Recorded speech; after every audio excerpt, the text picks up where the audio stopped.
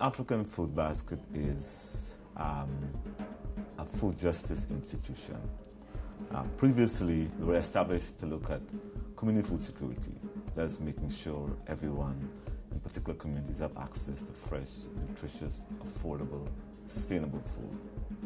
The food justice aspect is an idea or a set of principles that we evolve to understand that race play a very important part in food security and the food system.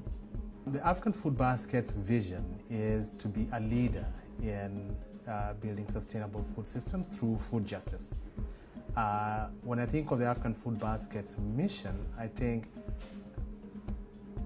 it is to actually build, to achieve the vision through a collaborative approach, working with members of the community and other stakeholders to achieve food justice, sustainable food systems, health and social enterprise, specifically within the African community.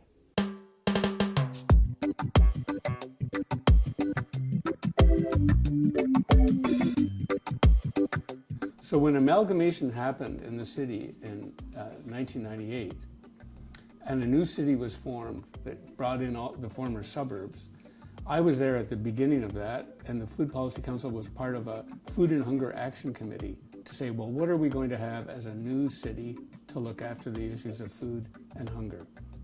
So we had a grant program which came as a result of amalgamation, a pretty big chunk of money, and we made it available to community groups in amounts of about $20,000 or less. And it would support whatever people in the community wanted to do to promote food security, but it had to be within their neighborhood. So it either would be a farmer's market or a community kitchen or a community garden, something like that that everyone would benefit from and that would be there.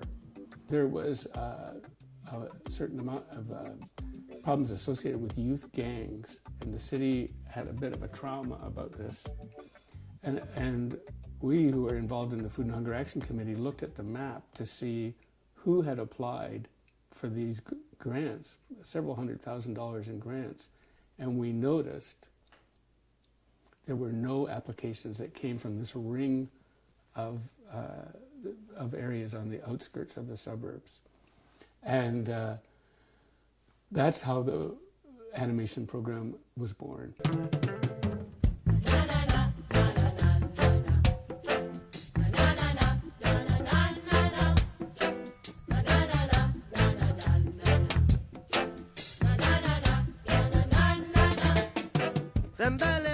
It's about trying to help communities find their way to doing what they want around making a better food system. So there's no one thing. It is very much a listening partnership process whereby somebody does come, because it isn't just the community itself. If the community could do it themselves, they would not need anything, and that's great. And there are many communities that don't need anything. But often people need a little bit of help from an outsider. And community food animators come in and help give hope, give strategies, sometimes help with technical things, and help people do what they want to do around a garden or a market or a community kitchen or a variety of projects.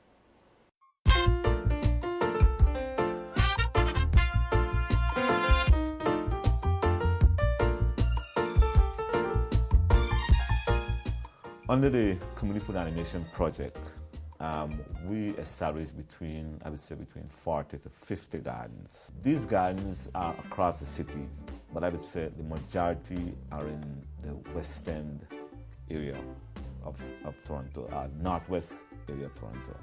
And we're proud to say we established one of the largest community gardens in North America, and that's the garden at the Peanut Plaza.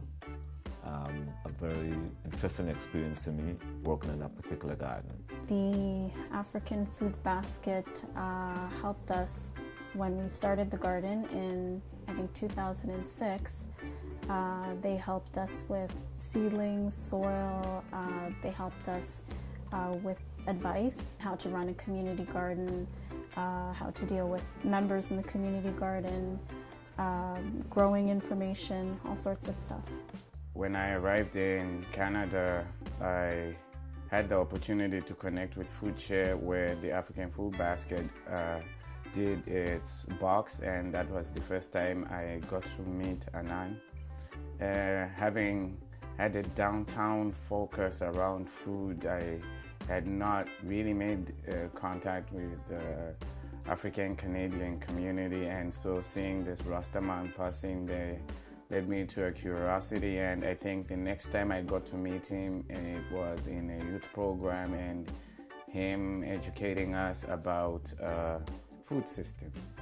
The Community Food Animators Project has contributed to my knowledge around gardening in an immense way, not just my own knowledge, but the community and the youth that I work with. And I mean, I've learned not only the process of how your food should be grown and what would be found in your food, but also that food itself brings people together. Oh, I planted a little bit of everything. So I had a herb garden. So the mint I planted on its own in containers. My daughter loves mint tea, so we gave her mint tea, but I wasn't about to let it take over the garden. And then we had chives. I had red onions that were delicious. We had beets. There was tons of tomatoes. There's never a shortage of tomatoes. Everybody is giving you tomatoes, so we put them in. We had okra. Okra was a huge success for me. I also had potatoes. They failed. I planted them too late, and they probably weren't very good quality. They were 10 cents. So I thought I'd try because I needed to fill up the space. We started as a small group, and it expanded to like more than 30 families, not only women, but families, 30 families. And we had an opportunity with African FoodBasket, Canadian community food animation. We used to get together weekly, and we used to plant. We used to choose what we wanted to plant. For example, me, I like green leafy vegetables. I used to plant like Swiss chard, green pepper, and all this stuff, and herbs, some corianders. And weekly, what we used to come together. We used to weed, water the plants, and take care of all this. And after 3 months, as you know, we had like the harvest. We used to harvest weekly, and we used to go, one of us backyard, we used to cook together, we used to eat together. And some of the things that I didn't even know, we didn't even have back home, or maybe I didn't know. It was the callaloo that you introduced, the African FoodBasket teach us the value of the callaloo. It was rich in iron, and that's what we all needed. I was low iron, and it helped me to even boost my iron. And we learned so many cooking, we had a community kitchen. We used to share, eat together, laugh together, and we used to have fun, and I really miss that. We can come back and have that if there's time. The Northwest Community Food Market is an initiative that was started to help eliminate, but it was just a support, temporary support. I mean, it's something that started as a pilot and it grew from there. And it was to help break the barriers when it came to food accessibility and sustaining that. We do have grocery stores around the community, but they are not affordable. They're very expensive, and living in a low-income neighborhood, it doesn't make any sense. So just to sort of teach the community that you can do this independently, and through working with FoodShare, we were able to get these produces. But not only were community members purchasing these produces, they were also coming into the community gardens and using the food. They would rather use the actual tomatoes that they grew, or that what residents grew together and worked hard on for weeks, and use that in their sauce. Use that in the soup, and they value that more than to go out and purchase it. I could sit in the garden, work in the garden all day. It's my favorite thing to do, probably in the world. I wait for garden season to come, and I guess everyone has their thing that they enjoy doing, and I could be in the garden all day and not get hungry, not think about food. And I realize, when I've done outreach, for community members to be involved or volunteers, not everyone has that connection with growing and with food. Might be 10% of the people who might respond to you in the same way. So yeah, that's just my personal connection. The African Food Basket has definitely impacted our community's sense of what's culturally respected when it comes to food, and in different ways, because I remember we had a wonderful cooking program here where the produce that was grown in our community garden, Lawrence Heights, that was the same produce that our youth used to cook different foods. And our instructor, I remember, would try to incorporate different dishes, from all around the world.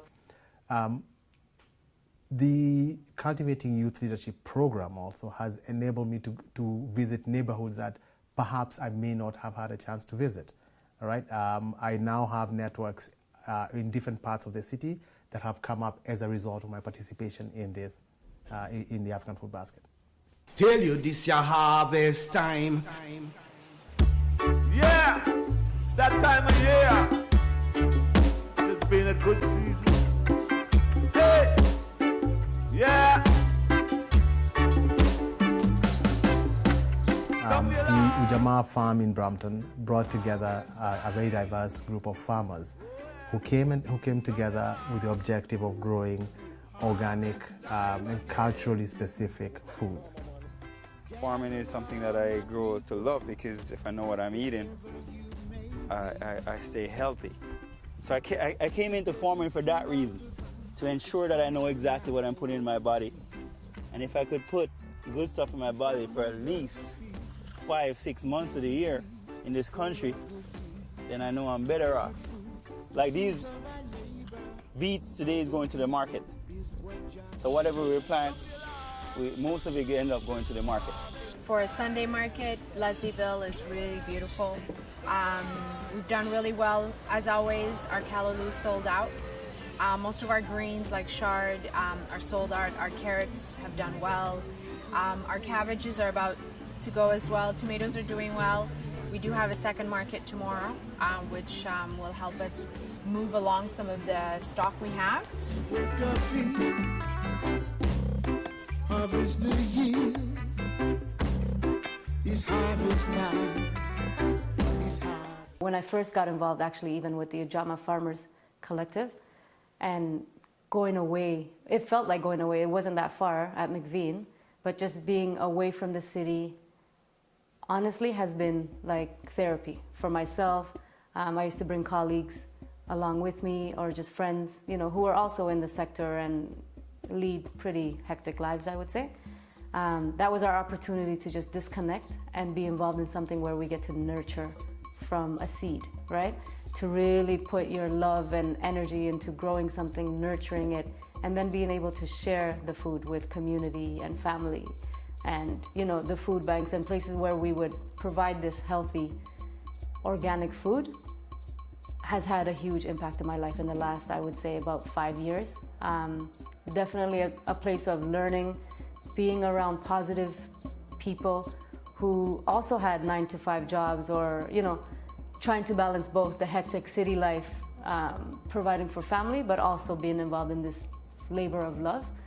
I've started to learn more about healthy foods that I should be having at all times.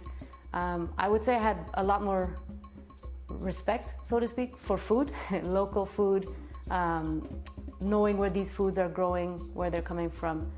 I remember one day walking through the neighborhood with some of the young people, and they have their hip hop gear and whatnot, and they might be read a certain way by the community, but we had a West African young man, a Caribbean young man, and as we were walking through, people of diverse cultures. Jamestown is very rich. It has different cultures, Somali, West African, Caribbean, and they were just coming out asking for the support with the backyard gardens, and everyone's like, yeah, I'll be over there, I'll come, and I was really moved to see the feeling of community, and mostly to see these young people that there might be a tendency to be afraid of, actually being welcomed into people's backyards and just providing a much needed service for the residents as well. And also for me, what I really appreciate about the partnership is seeing all those different cultures working together. You know, for whatever reason, there's tensions in communities, lack of understanding, etc. But when you're coming together for the goal of community garden, of community animation, that's what bonds you as people living in the community. And I love what I saw in Jamestown. Yeah. We always assume that when we bring people together, it's always gonna have good results. I think in my working experience, I've also understood that once you bring people together because of the differences, we should anticipate conflict. It's how we manage conflict. It's how we move forward with conflict. I think that's one of the fundamental piece that I learned through my working experience, because I think I started off from a place where I assumed that because we're all coming from an earthy place, then therefore we would have some cohesive cooperation. I realized there was more conflict that was managed in gardens than cooperation because of the difference. Not saying that it is wrong, it was what we got to learn was how do we manage difference. Who has access to the knowledge, the information around growing local food or the importance of it. And sometimes I feel that communities, marginalized communities, who could benefit the most perhaps from the foods, from growing, the healthy food that we're growing, are the ones that are left out of the conversation. So it all depends on which part of the food movement I'm intersecting with, where I notice the different cultural, like which cultures are represented, which communities are represented in a forum, in a conference, in a meeting where policy is being made around, you know, food, community animation, the importance of gardening in the city, in the farms. It's something that you always have to be mindful of and pay attention to. So we really live in a really great city. There are people from all over, we know that. That means there are people, many of them, who are experts, gardeners, agronomists, agricultural experts from their home countries. So it can't be a kind of mainstream Ontario organizational style of work like it was, 1906. It has to be, what is Toronto in 2014? What are the food justice voices of communities that we can mobilize? We've had a great strength in having ethno-specific organizations led by communities of color, and amongst those, I think the most important food organization, probably in Canada, is the African FoodBasket. It was the first, to my knowledge, organization that called out the need to look at issues of race in the food movement and representation and voice. So that has been an asset that we've had. And we've had good collaboration between Food Share and the African FoodBasket and many partners who are all doing very similar things in building this movement. Oftentimes, obviously the young people have a need for employment. They have a need for to secure, a source of income. Sometimes the volunteering piece is not something that they might be motivated by. I think being able to access the resources to continue to provide employment for these young people and doing this work, and also ensuring that young people see the value of volunteering as well, I believe is a challenge in general. And I think it's just ensuring that we have the right people at the table, believing in this initiative, funding the initiative adequately to be able to provide an impact that these young people would like to have on themselves and their community. They want to see an improved community, but they also have to take care of food, clothes, and shelter. So ensuring that we have the adequate resources so that we can provide these opportunities, I would see as a challenge. Oh, I love it. I love it. It just, even myself, we all have our own stereotypes or our preconceived notions, especially of young people. And if somebody would have told me before I saw the African FoodBasket in action, yeah, we got a group of youth that are involved, that are doing, the gardening, I personally never really had an interest in gardening. I wouldn't have really believed it, but to see it in action, to see these young people walking through the community, and it's not just, yes, I need to find employment, whatever. No, it's a sense of pride. It's the Somali neighbor saying, hey, are you coming next week? Yeah, I'll come. What do you need? Okay, yeah, we'll be there. And like the excitement and the pride that they take in their work, to me, is really powerful.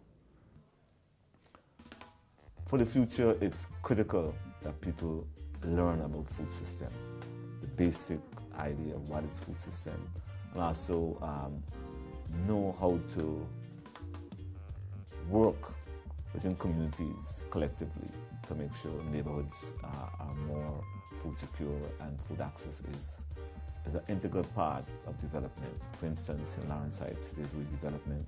We want to make sure that they can do rooftop gardens, or there's particular land set aside for urban agriculture, so that you have a small farm, or there's access to community garden, or there's space that in your backyard where growing your own food is a critical part of communal development.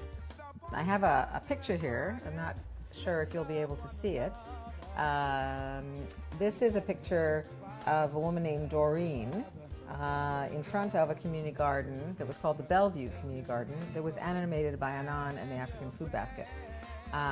And Doreen was living in this Toronto Community Housing building, and she noticed that outside her window there was this abandoned swimming pool. And in fact, public health was coming and complaining and worrying about West Nile, and they were going to fill in the pool with cement. And luckily for the community, they had a brand new swimming pool in the community center just next door. So the kids were still able to swim, but there was this ugly eyesore of an abandoned. What message does it was telling the residents of these buildings? You're not good enough for us to keep this swimming pool up or to do anything with it. It's just ugly, empty, dirty. And she had this idea that it could be made into a community garden, and of course this was extremely complicated. I'm sure Anan can tell them many stories of how he figured out how to get the soil to fill it in and the plants. So it was quite a beautiful thing in many ways, but the most beautiful thing was what she used to tell us about what that garden did for racial harmony and peace in that building.